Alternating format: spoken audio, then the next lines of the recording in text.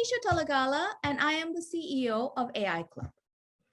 AIClub is an edtech company that provides AI literacy and AI and tech education. We focus primarily on K through 12 students, but we also provide AI education for professionals, everyone ranging from software engineers to doctors to accountants.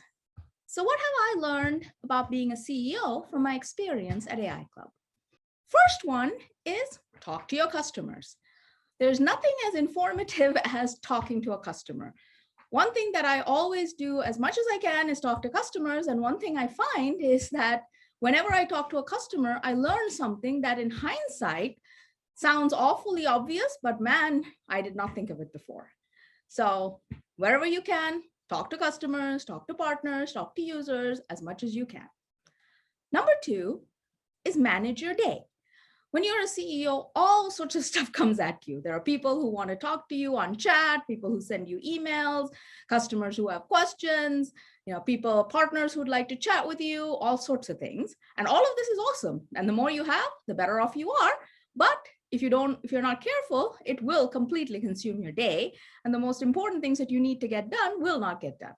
So find a way to manage your day. Try to figure out when you want to spend time answering emails and when you want to spend time working by yourself on things that matter to you and the company. Item number three is communicate, communicate, communicate. And when you're done with that, communicate some more. You will have to communicate with everybody. You will need to communicate with your employees, with your partners, with your customers, with people around you that are interested in what you're doing. And even if that seems repetitive to you, and even if it seems like you're saying the same thing over and over again, 20 times in a day, it is something you need to do.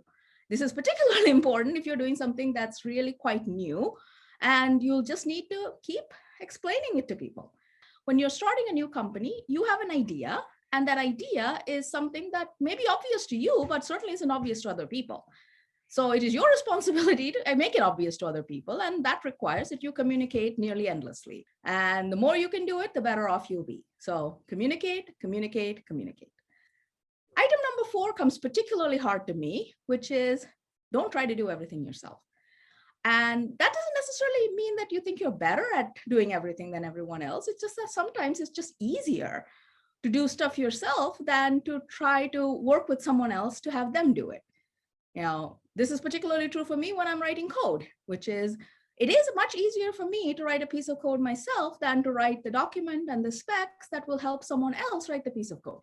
But if you don't make that investment, you will never find any time for yourself. So wherever possible, take the time, even if it takes longer, to help someone else do tasks so that next time they'll be able to do it and you can focus on things like, well, communicate, communicate, communicate.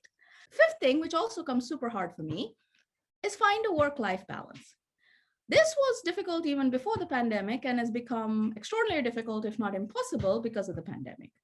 At least before the pandemic, you get up and you go to work, you have some mental time while you're driving to, figure out that you're transitioning from home mode to work mode. And then on your way back, you transition back. And by the time you get home, you're in a kind of a slightly different place.